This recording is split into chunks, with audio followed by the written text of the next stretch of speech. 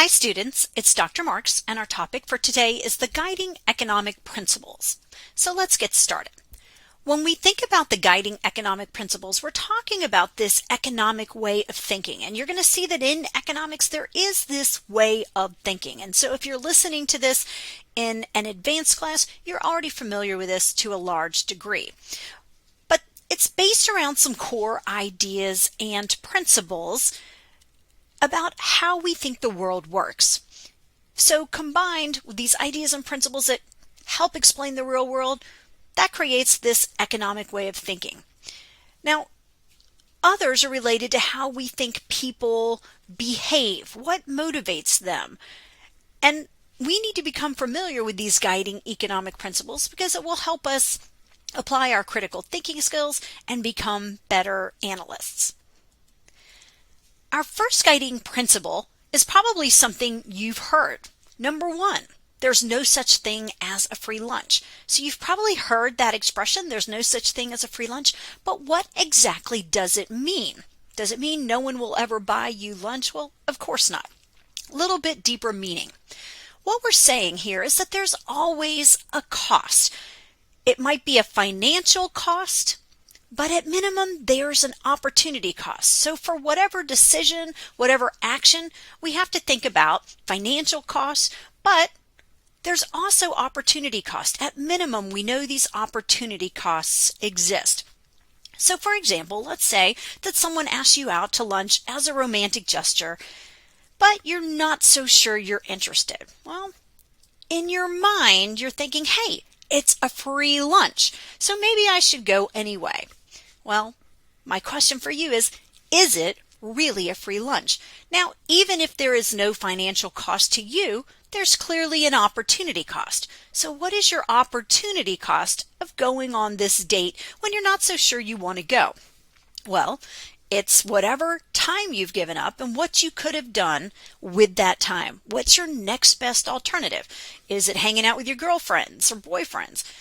Is it hanging out with your family?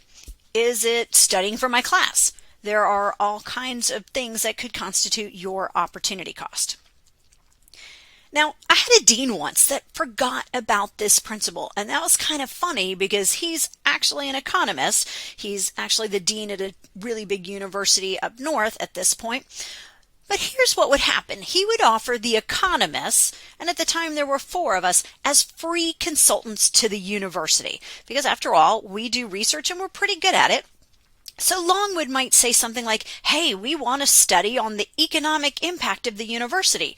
Well, somebody needs to do that. Maybe they could hire somebody to do that, but my dean would say, wait, the economics professors can do that for free. And of course, we all know it's not free, right? He had the best of intentions, right? He wanted to save the university money. He probably also wanted to show off his economists and make the business school look great, and that's fantastic, but professors have a lot of other things that they need to do. Our time is scarce, just like money is scarce, time is scarce. And so our time has an opportunity cost in that there are many other things we could be doing. So my dean forgot that it's not a free lunch to have the economics professors do these studies. It might be 0 financial cost, but there is indeed a cost, and that's the time that we have to put up into it and what we give up to invest that time.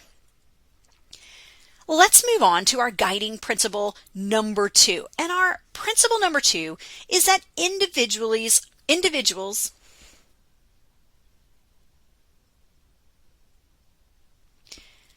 Let's move on to guiding principle number 2. And this is a really important one. It says that individuals are rationally self-interested. Individuals are rationally self-interested.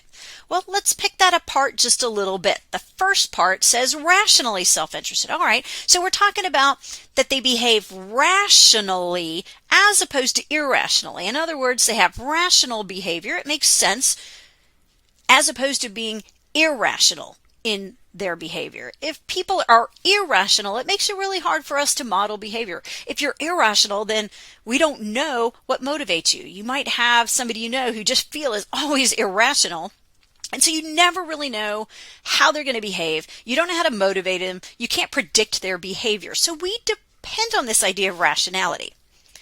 The second part says self-interested. So what we're saying is that we know how to make decisions that are in our best interest. So somebody who's rationally self-interested exhibits rational behavior that we can explain and probably predict in making decisions that are in their own best interest. All right, so individuals are rationally self-interested. Now, my question for you is, does this mean that we seek to maximize our income or our wealth? Is this kind of our big overriding objective? Would you say that our goal is to maximize our income or our wealth, our overriding objective? Is that a good translation of rational self-interest? So let's think about this for a second. Now we're going to look at some scenarios to try to back into the answer. So remember what we're trying to answer. Can we interpret rational self-interest to mean we maximize our income or wealth? So question A would be, would you take a job as a sanitation engineer? Now that is somebody in the garbage business. As a sanitation engineer, if it's paying you significantly better than your current job, or maybe you just graduated and it's your highest paying offer, would you take that job? Now some of you probably would, and there's nothing wrong with that. But I'm guessing there's a bunch of you that said, no, I wouldn't take that job. I'd rather sit unemployed for a while, or I'd rather do something lower paying.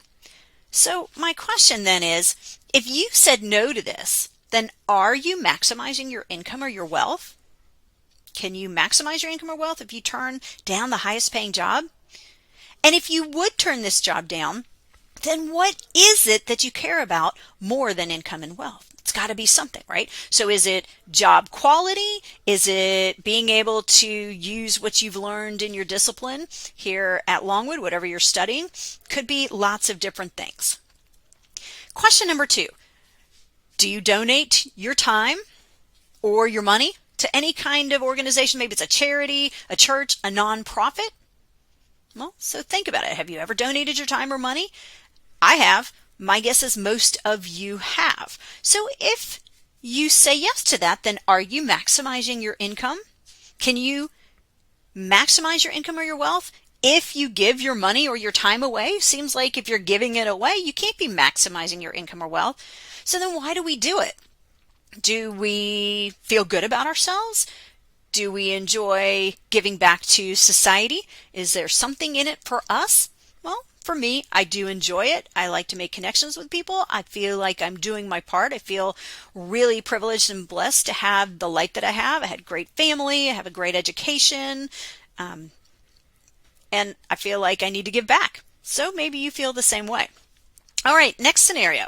Would you live apart from your spouse and kids if it allowed you to pursue a job offer that was more lucrative? Now, again, that's thinking down the road. You get married, you have kids. Would you set up residence in, say, Kentucky because there's a more lucrative job offer there, leaving behind your family, maybe seeing them every other weekend? Well, for some of you, you'd be like, yeah, maybe that sounds great to you if you really don't want to be a full-time parent. But I would not do this, and I'm not judging if you would, but I get a lot of enjoyment out of living with my husband. My kids aren't in the house anymore, but when they were here, I would not have wanted to miss that. So I would have turned down any more lucrative offer for the opportunity to stay where I am. Now, maybe I first try to see if my husband and family will move with me, but if that's not an option, I'd probably say no to this. So again, if you say no to this, then are you maximizing your income or your wealth? And what is it that you care more about than income and wealth? Well, for me, I care about my family and my children. But again, I'm not judging if you would take this opportunity to live separately. All right, next question. Would you move to Africa if it was your highest paying job opportunity? So let's say you graduate from Longwood and you have a decent opportunity in Africa. Would you take that? Well, I had a student who did that, and he spent a few years all over Africa, and he was a consultant, and he learned a great deal. So I'm not saying it's a bad thing, probably it would not have been for me. I probably prefer to stay here. If somebody came and knocked on my door and say, Melanie Marks, give up your job as a Longwood professor, move to Africa and do this very meaningful work, I'd probably be tempted. I doubt I would do it.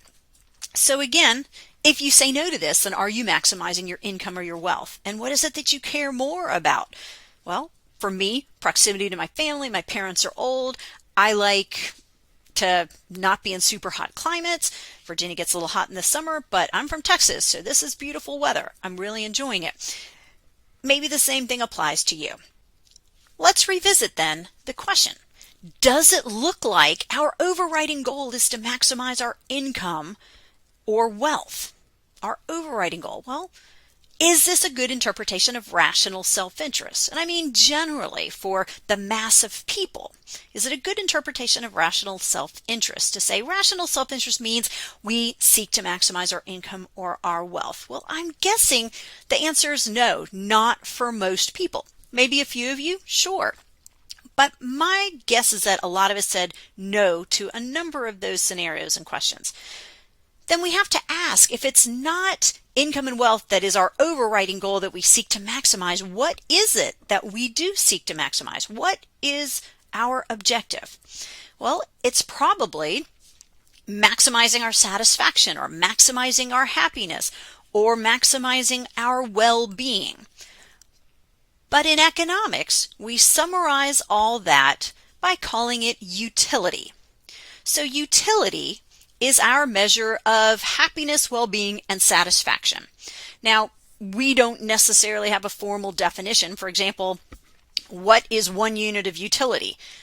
I don't know. It doesn't really work that way. But what I do know is certain things give me utility and other things do not give me utility. I might be willing to trade off between things because it promotes my well-being and happiness. In other words, it helps me maximize my utility. So we would say we are utility maximizers. And again, that means satisfaction, happiness, well-being. Now, our utility is impacted by a lot of different things. It could be job quality, it could be your family, it could be being active in your church, it could be geography. There's lots of things that I could add to this. It could be sports, opportunities for recreation, being in a place that doesn't have a lot of rain, having a big network of friends, being able to be active in your community. Each of us has our own utility function, and it's unique to us. Mine probably doesn't look exactly like yours. Most of you probably don't have children, although it's possible some of you do. And if so, then we do have some things in common because clearly my children are going to be really high in my utility function. Is money in your utility function? So let's think about that. Now, we just said we don't seek to maximize our income or wealth as our overriding objective, right? We make a lot of decisions that clearly illustrate that it's not all about money, but does money enter our utility function? Well, it certainly enters mine. If somebody wants to give me more money, if Longwood said, Dr. Marks, you're so awesome, here's a big raise for you, I'd be, woohoo, yippee, my utility has gone up, right? My well-being has been enhanced. As long as you're not asking me to trade off between other things I care about. Now, if you're saying, hey, we're going to give you a lot more money to move to rural Virginia about 3 or 4 hours from here, come home on the weekends, and I'd probably say, yeah, no, I'm not doing that. That money is not enhancing my utility. But if you're just going to give me some money, it is definitely enhancing my well-being. Are we willing to make trade-offs for things in terms of money? Absolutely. So I probably could make a lot more money in the private sector than I do as a professor. I'm guessing that's probably true for a whole lot of the business professors. But we like what we do. It's fun. Being around college students keeps us young. I don't want a different job, even though I've made a trade-off. I've probably left a whole lot of money on the table because I'd make a whole lot more being an economist in the private sector. And guys, if you think having kids isn't a trade-off, think again. My kids are expensive. I put them through college at UVA. They used to play travel soccer. Their cleats alone were $250, right? It was just insane. nobody has kids to make money. That is not going to pay off. But if you get a lot of enjoyment out of having children, then this is a trade-off that makes total sense and it maximizes your utility. So I have a utility function that might look something like this. This is just some mathematical notation and nothing to be disturbed about.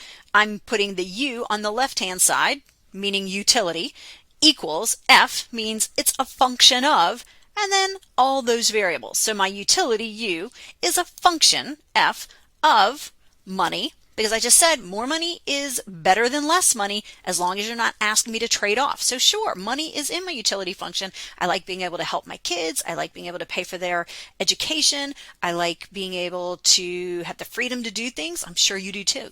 Geography. I don't want to move to a really cold climate. I like being where I am. My parents have moved here. My brother is 2 hours away. My parents are an hour away. So geographically, that matters to me. Family, we've already talked about that. Job satisfaction.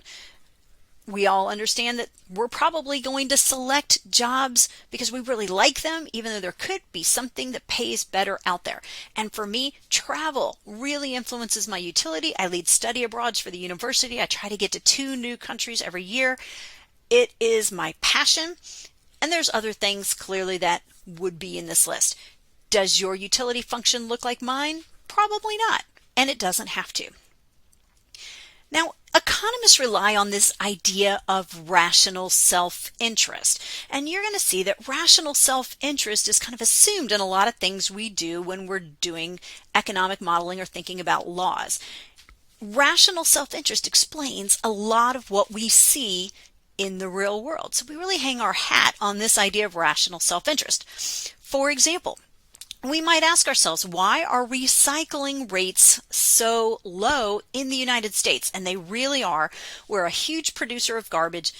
We're #1 on a per capita or per person basis in the world, but yet we don't recycle very much. Why is that? Well, to recycle, it involves costs that you as an individual have to incur. You have to collect your cans and whatever else you want to recycle. You've got to sort it. Sometimes you have to clean it. In my community, we don't have a recycling program that picks up, so we would have to deliver our materials to another facility. In short, there are costs, and some people just don't want to incur those costs. So not everyone is willing to do what it takes to participate in recycling. Well, that's them making a decision based on rational self-interest. And they may make that decision even though there are benefits to the environment. It just means that their rational self-interest is more important to them in terms of the costs that are imposed on them relative to the benefits. Now, if the costs were lower, they might change their mind and start participating. But this is an example of rational self-interest. We also hear around election time that voters tend to be rationally ignorant. So this is another kind of application here. So voters tend to be rationally ignorant. So what do we mean when we say voters tend to be rationally ignorant? Well, what we're saying is it's costly to be informed. If you really want to be an informed voter, gosh, you have to learn a lot. And in my opinion, it's gotten harder over the years because now you have all this disinformation. You have news outlets that aren't really reporting in the most straightforward manner. In my opinion, it's gotten harder and harder and costlier to be an informed voter. But there is a cost to being an informed voter. It's less costly to be an ignorant voter, right?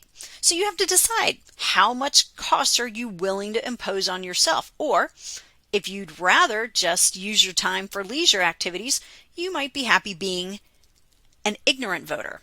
So if we're an ignorant voter, we're simply saying, look, it's not important enough to me. My rational self-interest is served if I go to the polls without really understanding the issues. And this is indeed rational, right? People make this decision, and it makes sense why they make the decision. So again, it all comes down to rational self-interest. It makes sense based on this idea of people being rationally self-interested. Let's move on to guiding principle number 3. Guiding principle number 3 says that People respond to incentives in predictable ways. People respond to incentives in predictable ways. This is also a very important principle, especially when we start thinking about governmental decisions or policies where we want to influence behavior. So people respond to incentives in predictable ways. Well, if we want to manipulate behavior, so if we want to get people to do things, well, we need to set incentives. And I know you understand that. College students are all about the incentives. For example, let's say I want you to attend a lecture on Thursday night. Can I set an incentive for you that might change your behavior? Because I'm guessing Thursday night you're like, nope. But what if I give you extra credit? All right, maybe not everyone is going to change their behavior, but I can change your minds, at least some of you, by setting the right incentives. And if I really want more of you to go, what do I need to do? Offer even more extra credit, right? So I can change your decisions by setting the right incentives. What if I want people to sign up earlier for study abroad programs? Because I'm having this trouble that people are going to wait to the last minute and I need them to jump on board earlier so we can get good airline tickets. Well, if I had my way, I would give a discount to those people that signed up earlier. If I give a discount to people who sign up early, now I've given people an incentive to act early as opposed to procrastinating and waiting to when we're getting close to close out the program. So again, all about incentives.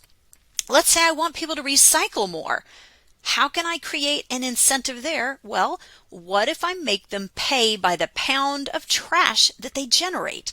You may not be aware that you generally pay a flat fee, like maybe about $12, $14, $15, and you can throw away all the trash you want. Well, if I could throw away all the trash I want for a fixed fee, I don't have as much incentive to recycle. But what if now I have to pay by the pound? Well, an easy way to reduce the weight of my trash is to recycle more. I don't have to even care about the environment, just the incentive could cause me to recycle more. So again, we do have communities that have moved to this kind of fee structure because it encourages recycling and it's a win-win. Now, what if I want you to bring reusable bags to Food Lion? I'm sick of all these plastic bags. We need to start bringing cloth bags to Food Lion so we have less of this plastic. And you can imagine if you live near the ocean, this is particularly problematic when they fly into the water resources. What can I do? I can change the incentives by charging you for the plastic bags. And that's what they do in Europe, by the way. And I found that out the hard way a long time ago because I bought all these groceries and got in line, paid for my groceries, and then I realized they had just put my groceries back into my cart. I was really unclear on what had happened. I was probably in, my 20s. So we can change people's behavior that way. There's tons of examples. I know you get the idea. Let's move on to guiding principle number 4. Guiding principle number 4 says that decisions often have unintended consequences. Decisions often have unintended consequences.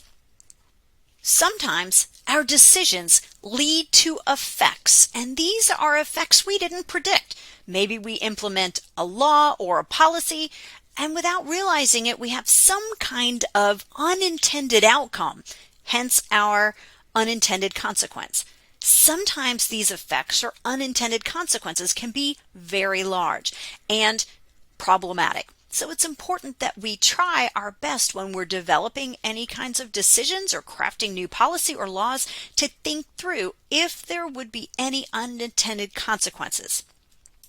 There are lots of great examples of unintended consequences. There are entire videos and articles about this, but let me just throw out a few for you. The first one is about mandatory use of seatbelts. We know that we have a law that says seatbelts are required, but when I was growing up, they were not required. So this was something that we implemented with the hope of making people more safe. But it turned out it didn't make people more safe. What we actually saw was an increase in reckless driving. Why? Well, because drivers felt more safe. They're wearing a seatbelt, and as a result, they started to drive more aggressively. So this was an unintended consequence of our law mandating seatbelts. A second one refers to the newer mandates on fuel efficiency. Now, what we're talking about here is that laws were implemented, they've been around for a while, mandating that automobiles have at least a certain fuel efficiency in terms of miles per gallon. The goal, obviously, is for us to start trying to decrease our use of fuel and help the environment.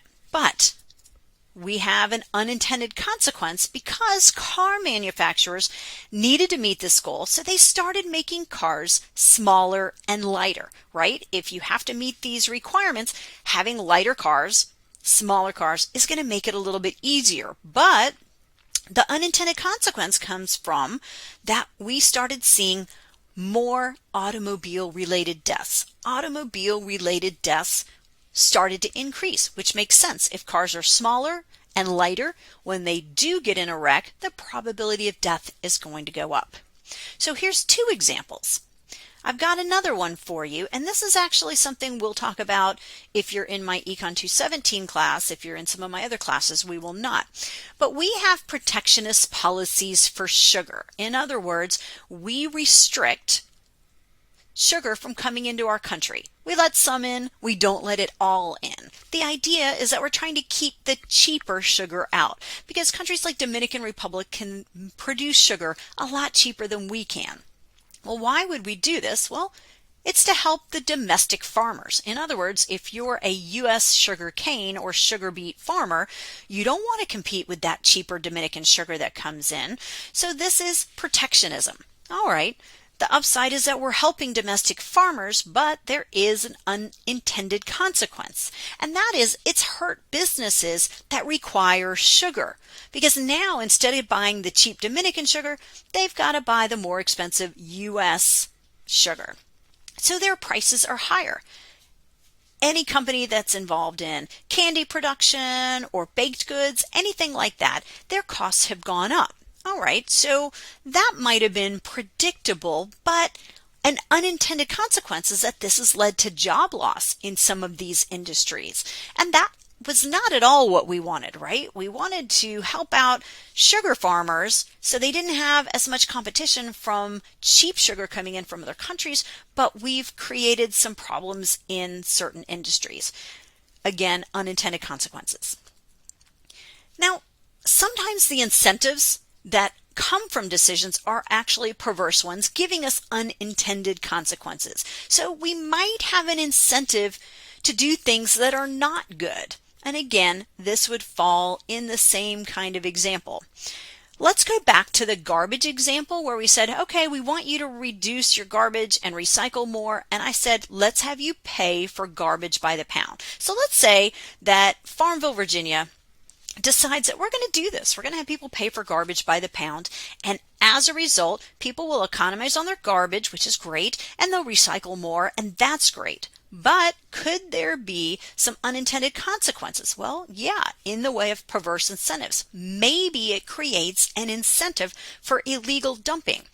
So maybe I don't want to go to all the effort of recycling, so I'm just going to start illegally dumping my trash in places. I'm going to drive out to rural areas and just throw it out the window. You can see how this might create a perverse incentive and an unintended consequence. So we need to think about how our decisions might create unintended consequences. And that's not that easy, right? You have to really think hard about all the possibilities and all the potential perverse incentives that might be created. Moving on to guiding principle number 5, this connects to the principle we just covered, in that the consequences of our choices or decisions often lie in the future. So the consequences of choices often lie in the future. So this ties into this idea of unintended consequences that we don't think about, but they affect us way down the road. If choices have unintended consequences sometimes, these unintended consequences could lie far into the future. So maybe we craft some kind of policy and we don't really think through the unintended consequences because it's not something that's going to occur anytime soon. But here's the problem. If we have unintended consequences that are going to lie far into the future. It just makes them harder to predict, right? If I'm trying to craft good policy, maybe it's hard for me to think about what could possibly go wrong 20 years from now, right? In the future, once we realize, oh gosh, there is an unintended consequence, that's a problem, it might be too late for us to correct it. So when our consequences lie in the future, this can be extremely problematic. So it's important again to think about these unintended consequences, right?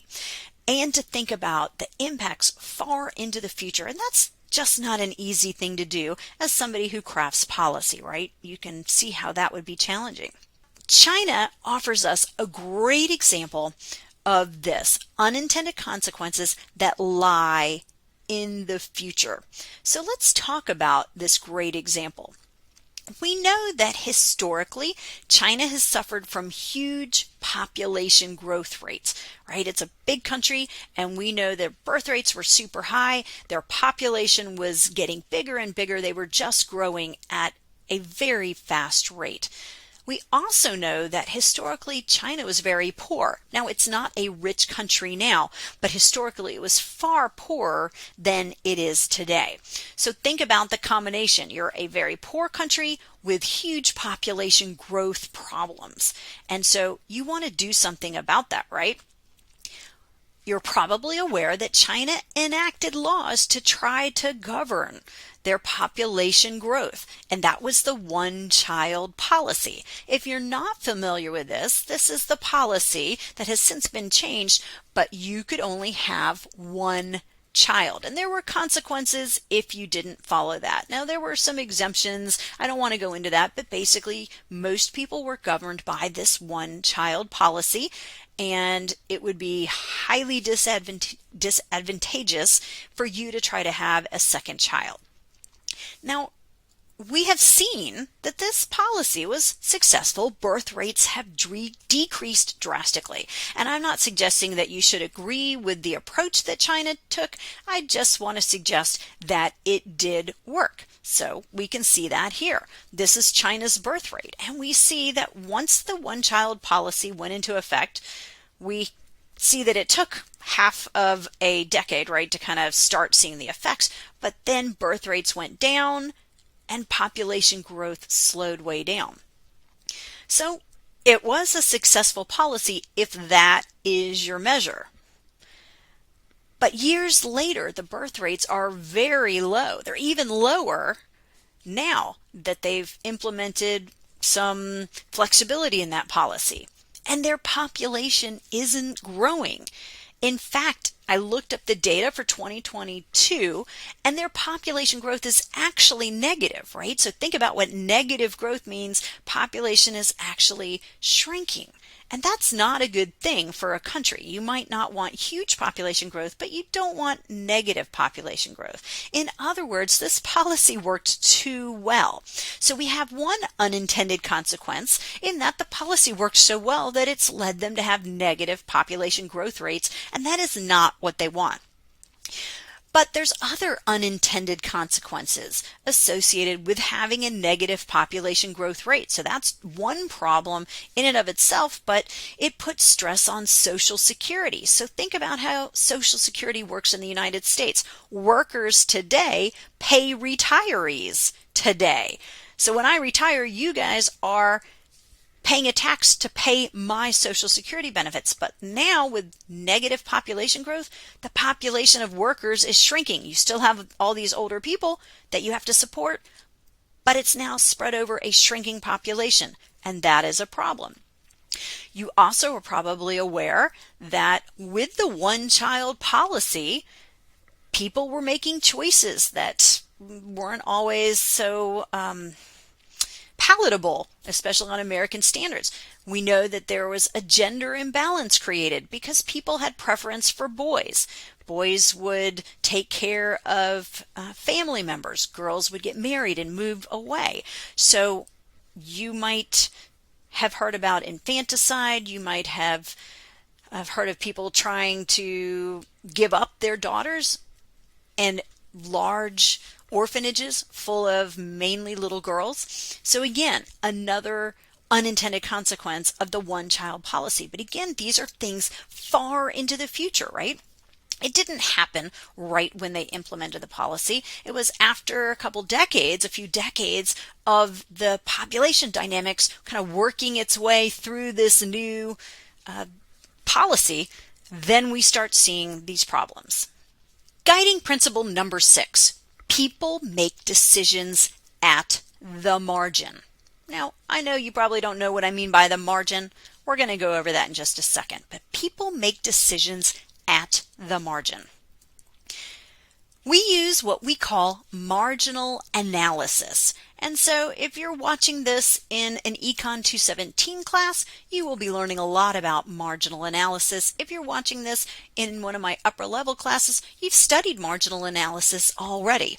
So we use marginal analysis. Now, what do we mean by that? It means that we're always thinking about the costs and the benefits of an incremental change. So our incremental change is the margin. So understand what I'm saying. We're considering some incremental change. That's the margin. And as we consider this change, we're going to think about the costs and the benefits. So we think about the costs and the benefits of an incremental change, the margin. Now, to illustrate this, I'm going to pull an example from a local restaurant, and that's Cookout. And I'm hoping that you guys have been there. I have pulled some menu prices. They might not be correct. They seem a little low given the huge inflation we've just had, but it doesn't matter. This is just an example. So on the menu that I pulled, I saw that you could get a regular hamburger at Cookout for $2.79, or you could get a hamburger tray, which adds 2 sides and a drink, and that price is $4.99. So if you're faced with this kind of set of prices, I want to know what exactly is going through your mind here. What calculation are you doing in your head? So again, hamburger $2.79, hamburger tray $4.99. Well, I'm guessing that in your head you've done the math and you've told yourself, hey, for $2.20 I can get an additional 2 sides and a drink, right? $4.99 minus $2.79 is where I got that $2.20, right? And what you get in return is 2 sides and a drink. So what you just did, guys, was calculate the marginal cost of an incremental change. You've looked at upgrading from the hamburger to the hamburger tray. That's the margin. That's where you're making a decision. So you've probably done that kind of calculation in your brain a million times, right? But then you have to ask yourself, is the value of the 2 sides and the drink at least $2.20 for you? I mean, do you value 2 sides and a drink for that much? Now, I generally don't drink soft drinks and I don't eat fries or fried food. So for me, maybe it wouldn't be valuable. But for my son, he'd be like, absolutely. That sounds like a great deal. I like soda. I love fries. They have great hush puppies. $2.20. That seems like a wonderful deal. So what you're doing there is you're thinking about the marginal benefits. So what do I have to pay for the upgrade? Marginal cost. What am I getting? Marginal benefits. So we think about the cost and the benefits of this incremental change. So what we're basically saying is that we're weighing costs and benefits of this change. We're looking at the marginal cost, $2.20. We're looking at the value. Is it at least $2.20? And we're deciding, does this make sense? And again, we're back to this idea of rational self-interest. If I think that the benefits outweigh the cost, my rational self-interest would say, yeah, let's do this. Now, businesses also think about this idea. They know that people make decisions at the margin. They know their consumers behave this way. So if your consumers make decisions at the margin, right? They look at kind of what's the incremental change or what will happen if I buy one more. They make those kinds of decisions. Then how do they get you to buy more?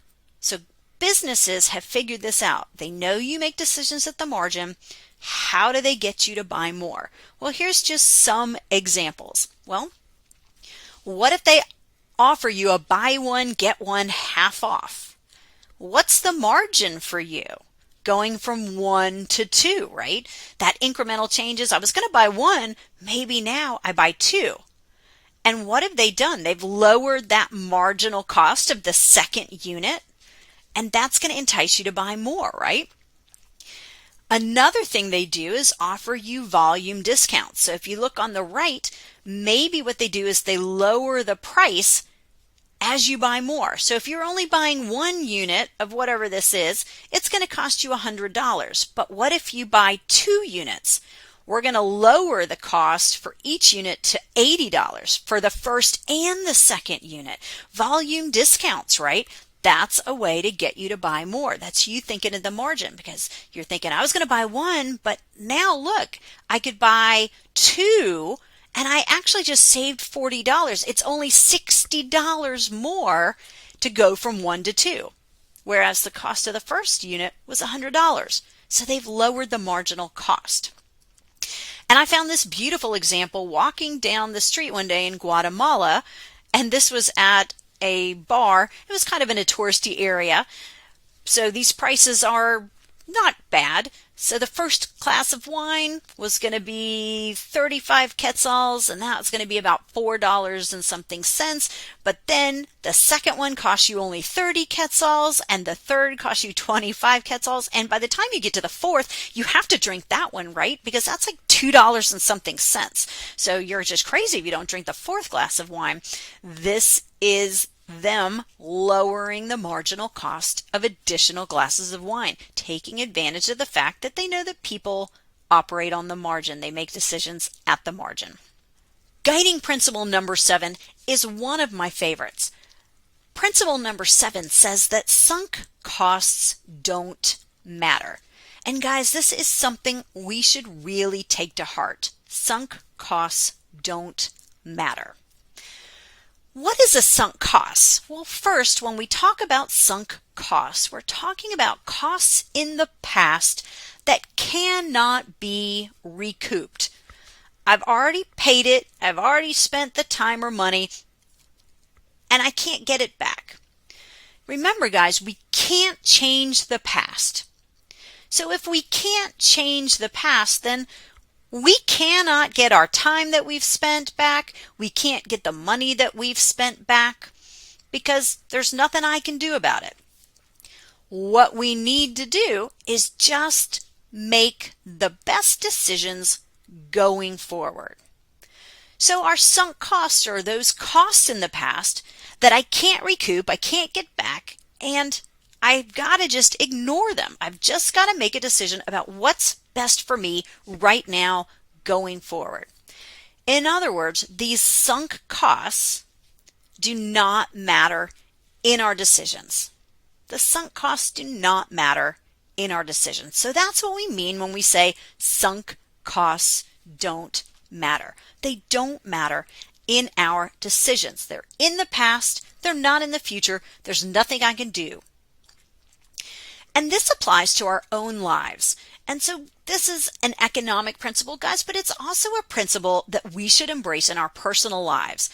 Also, when we're crafting policies, when we're making decisions. The university, for example, needs to think about sunk costs and that they don't matter. Here's some examples of how they apply to your life. In my role as a professor and advisor, I have students that just don't want to drop classes that they should drop because they've spent time. Well, we have to make the decision going forward. What's best for you right now? Is it clinging to a class that you might not pass and might hurt your GPA just because you've already spent 2 months in the class? That's not good. Sunk costs don't matter. Or staying in a relationship. How many people have stayed in a relationship that they really shouldn't stay in because they've invested a lot of time? So, I've been with this person for a long time. I don't want that time to be wasted. Again, you can't get those years back or those months back. They're not relevant in your decision. What's best for you going forward? Or maybe we decide we have to finish a book or we have to finish a TV series even though you're not enjoying it because you've already watched half of season 1 or you've already read the first 100 pages. You know what? Cut it loose. You can't get the time back. Just make the best decision going forward. And maybe you can find better things to do or better books to read. So we need to apply the same thing when it comes to policies. We need to abandon policies that don't make sense. If we have a policy and it just doesn't make sense, cut it loose and move forward. And it doesn't matter how much time or money we've already invested. If it turned out to not be a good idea, then we can't get that time or money back. We have to decide right now what is the best thing to do going forward. Guiding principle number 8, voluntary trade creates wealth. And this is our last guiding principle. Voluntary trade creates wealth. Now, you trade all of the time. All of us trade weekly, right? You go to Walmart, you buy a loaf of bread for $3. When you do that, when you buy that loaf of bread, you just participated in trade, right? Trade doesn't have to be barter trade. It doesn't have to be apples for oranges or eggs for butter, right? Trading money for goods and services is trade. And generally, when we trade, it's win-win, right? When you decide to buy the loaf of bread, you expect to be better off, right? That's why you do it. So trade is generally win-win. So think about it. You value the bread at least $3, right? Your value is at least $3 because you're willing to pay $3. What you've said to yourself is, look, my time is worth more than $3. By the time I buy the ingredients and spend the time making my own bread, it's not worth it. So I buy this loaf of bread willingly, voluntarily, it's worth $3 to me. By the same logic, Walmart is willing to sell you the bread for $3 because when they price bread at $3, they make a profit.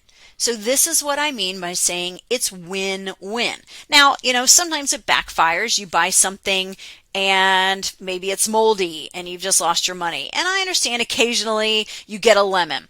I bought some vitamins the other day on Amazon and never opened them, and now I can't return them, and I realized they shipped them to me during the heat and they are just like melted into a big rubbery blob. I have like the biggest gummy vitamin you've ever seen. It's like 200 vitamins all melted into one.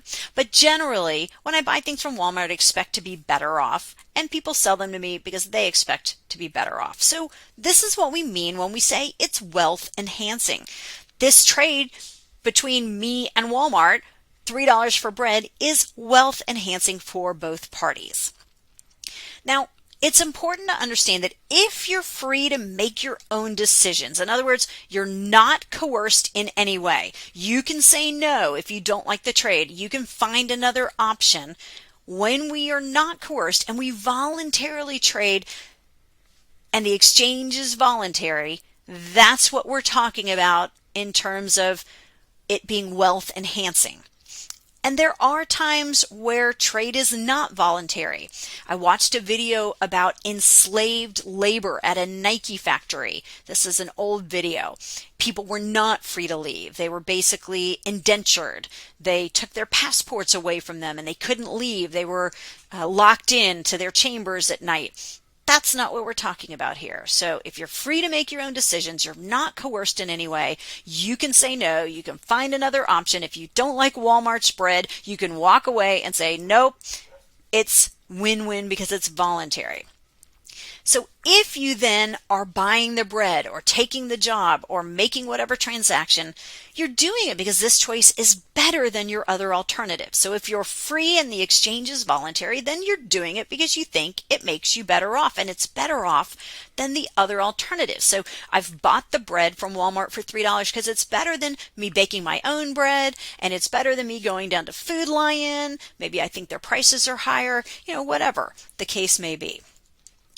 capitalism is based on this idea, right? That trade promotes wealth, that people trade voluntarily, that it's mutually beneficial, that both parties are better off. Otherwise, they're not going to agree to this exchange. And you don't need to write all that down, right? Because it's pretty much a recap of what we just said. But trade, free, voluntary trade, is that foundation of capitalism. And global trade works the same way. Nobody has to trade with anyone else globally. And if they do, it's because they perceive it to be a win-win. It's mutually beneficial. Now, one controversial topic where we see a lot of economists discussing this idea is in relation to jobs in sweatshops. Now, you and I don't probably want a job in a sweatshop. We're talking about people who sit or stand at a machine in a factory, probably under conditions that aren't optimal. It's probably hot. They may work long hours. They may not get breaks. You and I don't want these jobs. It's true. And please understand, I'm not saying I want people to have jobs like that, but sometimes we see people in developing nations that do want these jobs. And so we have to think about, is this rational? Is this wealth enhancing?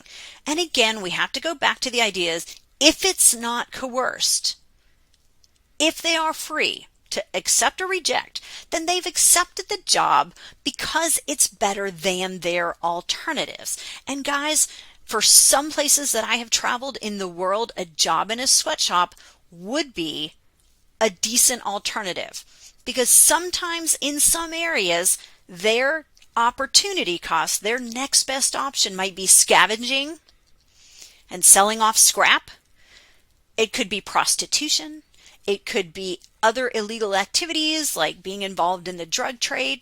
So guys, sometimes people accept jobs in sweatshops because they're free to do so and it's better than their other alternatives. And in that case, it is wealth enhancing.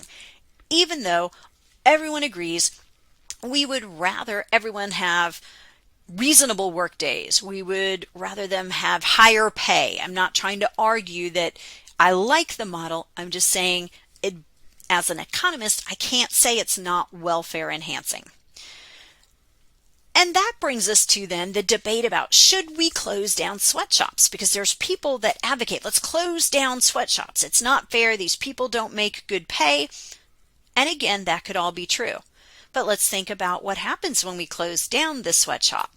This person chose that job. They chose it over their next best alternative. When we close down these sweatshops, what are we doing? Are we displacing people?